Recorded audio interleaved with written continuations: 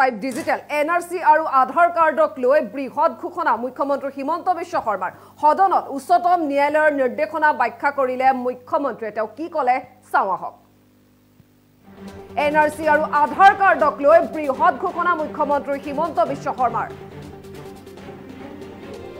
সদনত উচ্চতম ন্যায়ালয়ৰ নিৰ্দেশনা ব্যাখ্যা কৰিলে মুখ্যমন্ত্ৰীয়ে এনআৰসি চূড়ান্ত তালিকা বৰ্তমানো প্ৰকাশ পোৱা নাই চূড়ান্ত এনআৰসিত নাম নথকা সকলে লাভ নকৰে আধাৰ কাৰ্ড 27 লাখ লোকৰ বায়োমেট্ৰিক গ্ৰহণৰ নিৰ্দেশ দিছিল এছচিএ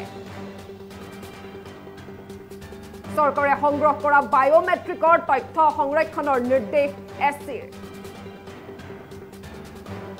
এনআৰসিত নাম সোমোৱা সকলক দিয়া হ'ব আধাৰ কাৰ্ড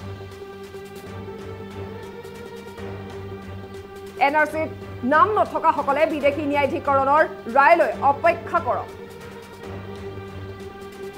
27 লাখৰ ভিতৰত 17 লাখ লোকে আধাৰ কাৰ্ড পোৱাৰ যোগ্য এনআৰসিৰ চূড়ান্ত প্ৰক্ৰিয়া এতিয়াও দেশত সম্পূৰ্ণ হোৱা নাই আৰু আধাৰৰ পৰা বঞ্চিত সকলক সকাহৰ বাবে ব্যৱস্থা কৰা হ'ব বিধায়ক কমলাক্ষ দে পুৰকাস্থৰ প্ৰশ্নৰ উত্তৰ দিলে মুখ্যমন্ত্ৰী হিমন্ত বিশ্ব শৰ্মাই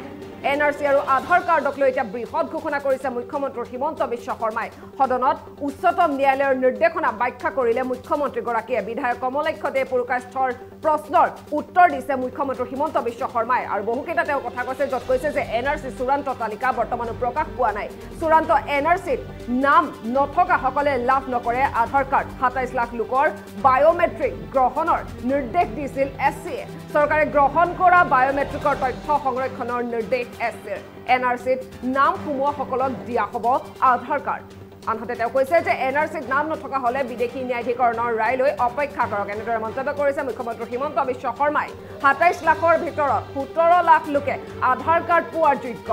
এনআৰসিৰ চূড়ান্ত প্ৰক্ৰিয়া এতিয়াও দেশত সম্পূৰ্ণ হোৱা নাই মুখ্যমন্ত্ৰী হিমন্ত বিশ্ব শৰ্মাই মন্তব্য কৰা দেখিবলৈ পোৱা গৈছে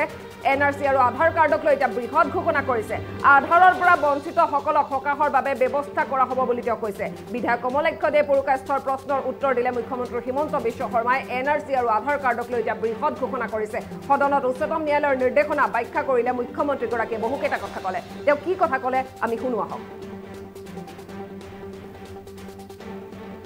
মই উত্তৰটোলৈকে আহি উত্তৰটো দিম অধ্যক্ষ মহোদয় সুপ্ৰিম কোৰ্টৰ যেতিয়া ড্ৰাফ্ট এনআৰচিৰ পৰ্যায়ত আছিলে 27 লাখ মানুহৰ বায়োমেট্ৰিক্স তেওঁলোকে সংগ্ৰহ কৰিবৰ কাৰণে আমাক নিৰ্দেশ দিছিলে আৰু আমি বায়োমেট্ৰিকখিনি সংগ্ৰহ কৰোঁ সংগ্ৰহ কৰাৰ পিছত সুপ্ৰিম কোৰ্টে 13/8/2019 তাৰিখে এটা নিৰ্দেশ দিয়ে যে এই ডাটাবিলাকৰ সংৰক্ষণ হ'ব লাগিব আৰু সংৰক্ষণ হোৱাৰ পিছত যিসকলে এনআৰচিত নাম সোমাব তেওঁলোকে আধাৰ কাৰ্ড ঘূৰাই পাব যিসকলৰ নাম সোমোৱা নাই তেওঁলোকে ট্ৰিব্যুনেলৰ জাজমেণ্টৰ পিছত আধাৰ কাৰ্ডসমূহ পাব এই সিদ্ধান্তখিনি হোৱাৰ পিছত ভাৰত চৰকাৰৰ আৰজিআইয়ে এনআৰচিখন নটিফাই কৰিব লাগে যাতে নেক্সট ষ্টেপটোলৈকে আমি যাব পাৰোঁ কিন্তু এই পৰ্যন্ত ভাৰত চৰকাৰে ৰাষ্ট্ৰীয় নাগৰিকপঞ্জীখন আনুষ্ঠানিকভাৱে নটিফাই কৰা নাই গতিকে আমি জানো যে এনআৰচি হৈ গ'ল কিন্তু এটা প্ৰক্ৰিয়া হৈ গ'ল যিটো ফাইনেল প্ৰক্ৰিয়া য'ত নেকি এনআৰচিখন ৰাষ্ট্ৰপতিৰ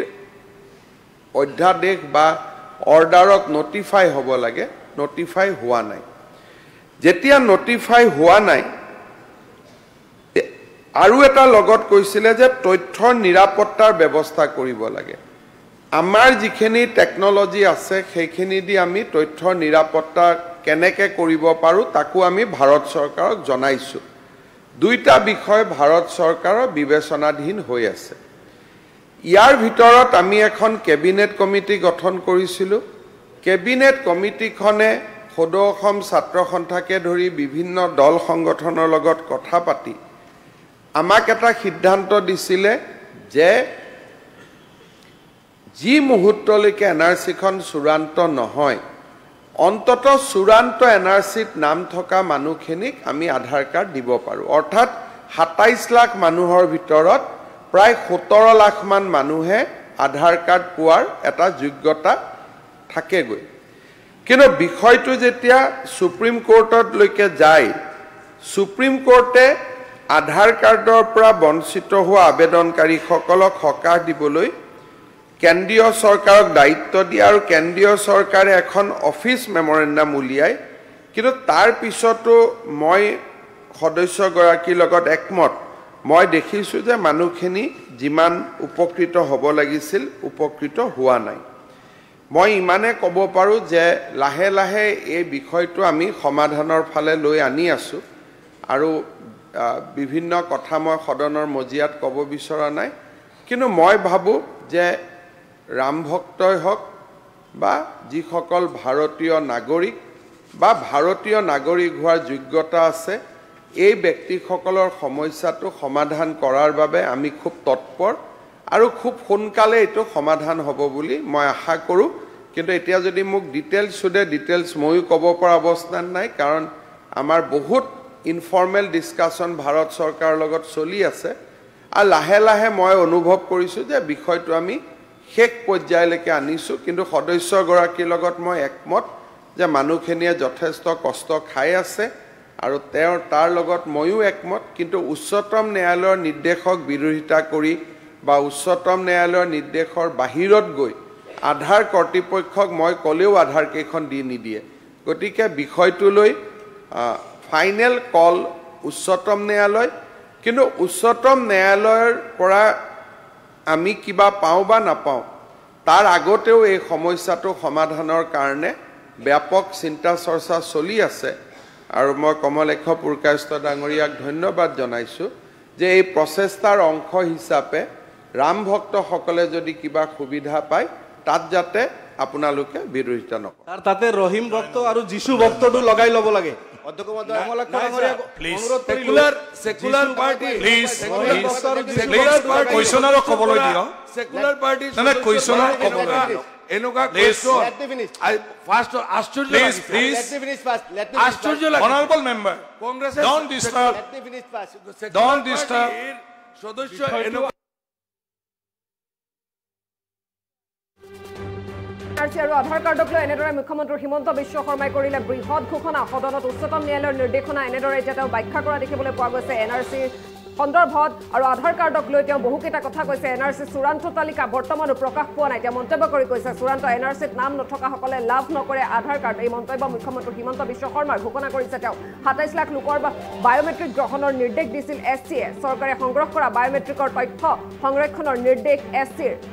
এনআৰচিত নাম সোমোৱাসকলক দিয়া হ'ব আধাৰ কাৰ্ড এনআৰচিত নাম নথকাসকলে বিদেশী ন্যায়াধিকৰণৰ ৰায়লৈ অপেক্ষা কৰক ২৭ লাখৰ ভিতৰত ১৭ লাখ লোকে আধাৰ কাৰ্ড পোৱাৰ যোগ্য মুখ্যমন্ত্ৰী হিমন্ত বিশ্ব শৰ্মাই এই ঘোষণা কৰিছে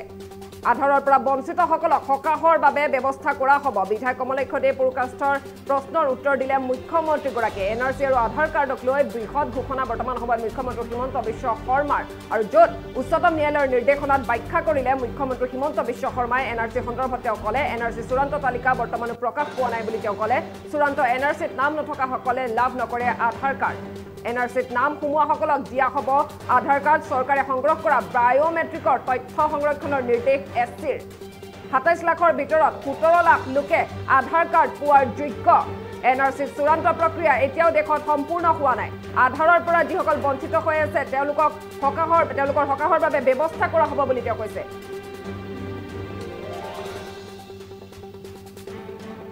আৰু পুনৰবাৰ শুনাব বিচাৰিছোঁ মুখ্যমন্ত্ৰী হিমন্ত বিশ্ব শৰ্মাৰ সেই মন্তব্য তেওঁ আচলতে কি ঘোষণা কৰিলে এতিয়া মই উত্তৰটো দিম অধ্যক্ষ মহোদয় সুপ্ৰিম কোৰ্টৰ যেতিয়া ড্ৰাফ্ট এনআৰচিৰ পৰ্যায়ত আছিলে ২৭ লাখ মানুহৰ বায়োমেট্ৰিক্স তেওঁলোকে সংগ্ৰহ কৰিবৰ কাৰণে আমাক নিৰ্দেশ দিছিলে আৰু আমি বায়োমেট্ৰিকখিনি সংগ্ৰহ কৰোঁ সংগ্ৰহ কৰাৰ পিছত সুপ্ৰিম কোৰ্টে 13/8/2019 তাৰিখে এটা নিৰ্দেশ দিয়ে যে এই ডাটাবিলাকৰ সংৰক্ষণ হ'ব লাগিব আৰু সংৰক্ষণ হোৱাৰ পিছত যিসকলে NRCত নাম সোমাব তেওঁলোকে আধাৰ কাৰ্ড ঘূৰাই পাব যিসকলৰ নাম সোমোৱা নাই তেওঁলোকে ট্ৰিব্যুনেলৰ জাজমেণ্টৰ পিছত আধাৰ কাৰ্ডসমূহ পাব এই সিদ্ধান্তখিনি হোৱাৰ পিছত ভাৰত চৰকাৰৰ RGIয়ে NRCখন নটিফাই কৰিব লাগে যাতে নেক্সট ষ্টেপটোলৈকে আমি যাব পাৰোঁ কিন্তু এই পৰ্যন্ত ভাৰত চৰকাৰে ৰাষ্ট্ৰীয় নাগৰিকপঞ্জীখন আনুষ্ঠানিকভাৱে নটিফাই কৰা নাই গতিকে আমি জানো যে NRC হৈ গ'ল কিন্তু এটা প্ৰক্ৰিয়া হৈ গ'ল যেটো ফাইনেল প্ৰক্ৰিয়া য'ত নেকি NRCখন ৰাষ্ট্ৰপতিৰ অধ্যাদেশ বা অৰ্ডাৰত নটিফাই হ'ব লাগে নটিফাই হোৱা নাই যেতিয়া নটিফাই হোৱা নাই আৰু এটা লগত কৈছিলে যে তথ্যৰ নিৰাপত্তাৰ ব্যৱস্থা কৰিব লাগে আমাৰ যিখিনি টেকনলজি আছে সেইখিনি দি আমি তথ্যৰ নিৰাপত্তা কেনেকৈ কৰিব পাৰোঁ তাকো আমি ভাৰত চৰকাৰক জনাইছোঁ দুইটা বিষয় ভাৰত চৰকাৰৰ বিবেচনাধীন হৈ আছে ইয়াৰ ভিতৰত আমি এখন কেবিনেট কমিটি গঠন কৰিছিলোঁ কেবিনেট কমিটিখনে সদৌ অসম ছাত্ৰ সন্থাকে ধৰি বিভিন্ন দল সংগঠনৰ লগত কথা পাতি আমাক এটা সিদ্ধান্ত দিছিলে যে যি মুহূৰ্তলৈকে NRCখন চূড়ান্ত নহয় অন্তত চূড়ান্ত NRCত নাম থকা মানুহখিনিক আমি আধাৰ কাৰ্ড দিব পাৰোঁ অৰ্থাৎ 27 লাখ মানুহৰ ভিতৰত প্ৰায় 17 লাখ মান মানুহে আধাৰ কাৰ্ড পোৱাৰ এটা যোগ্যতা থাকেগৈ কিন্তু বিষয়টো যেতিয়া সুপ্ৰিম কোৰ্টলৈকে যায় সুপ্ৰিম কোৰ্টে আধাৰ কাৰ্ডৰ পৰা বঞ্চিত হোৱা আবেদনকাৰীসকলক সকাহ দিবলৈ কেন্দ্ৰীয় চৰকাৰক দায়িত্ব দিয়ে আৰু কেন্দ্ৰীয় চৰকাৰে এখন অফিচ মেমৰেণ্ডাম উলিয়ায় কিন্তু তাৰ পিছতো মই সদস্যগৰাকীৰ লগত একমত মই দেখিছোঁ যে মানুহখিনি যিমান উপকৃত হ'ব লাগিছিল উপকৃত হোৱা নাই মই ইমানে ক'ব পাৰোঁ যে লাহে লাহে এই বিষয়টো আমি সমাধানৰ ফালে লৈ আনি আছোঁ আৰু বিভিন্ন কথা মই সদনৰ মজিয়াত ক'ব বিচৰা নাই কিন্তু মই ভাবোঁ যে ৰাম ভক্তই হওক বা যিসকল ভাৰতীয় নাগৰিক বা ভাৰতীয় নাগৰিক হোৱাৰ যোগ্যতা আছে এই ব্যক্তিসকলৰ সমস্যাটো সমাধান কৰাৰ বাবে আমি খুব তৎপৰ আৰু খুব সোনকালে এইটো সমাধান হ'ব বুলি মই আশা কৰোঁ কিন্তু এতিয়া যদি মোক ডিটেইলছ সুধে ডিটেইলছ ময়ো ক'ব পৰা অৱস্থাত নাই কাৰণ আমাৰ বহুত ইনফৰ্মেল ডিছকাশ্যন ভাৰত চৰকাৰৰ লগত চলি আছে আৰু লাহে লাহে মই অনুভৱ কৰিছোঁ যে বিষয়টো আমি শেষ পৰ্যায়লৈকে আনিছোঁ কিন্তু সদস্যগৰাকীৰ লগত মই একমত যে মানুহখিনিয়ে যথেষ্ট কষ্ট খাই আছে আৰু তাৰ লগত ময়ো একমত কিন্তু উচ্চতম ন্যায়ালয়ৰ নিৰ্দেশক বিৰোধিতা কৰি বা উচ্চতম ন্যায়ালয়ৰ নিৰ্দেশৰ বাহিৰত গৈ আধাৰ কৰ্তৃপক্ষক মই ক'লেও আধাৰ কেইখন দি নিদিয়ে গতিকে বিষয়টোলৈ ফাইনেল কল উচ্চতম ন্যায়ালয় কিন্তু উচ্চতম ন্যায়ালয়ৰ পৰা আমি কিবা পাওঁ বা নাপাওঁ তাৰ আগতেও এই সমস্যাটো সমাধানৰ কাৰণে ব্যাপক চিন্তা চৰ্চা চলি আছে আৰু মই কমলেশ পুৰকায়স্থ ডাঙৰীয়াক ধন্যবাদ জনাইছোঁ যে এই প্ৰচেষ্টাৰ অংশ হিচাপে ৰাম ভক্তসকলে যদি কিবা সুবিধা পায় তাত যাতে আপোনালোকে বিৰোধিতা নকৰে আৰু তাতে ৰহিম ভক্ত আৰু যিশু ভক্তটো লগাই ল'ব লাগে সেকুলাৰ পাৰ্টি কুৱেশ্যনৰ ক'বলৈ দিয় সেকুলাৰ পাৰ্টি কুৱেশ্যনৰ ক'বলৈ দিয় এনেকুৱা কুৱেশ্যন ফাৰ্ষ্ট আশ্চৰ্য Honorable member, কংগ্ৰেছে don't disturb. সদস্য এনেকুৱা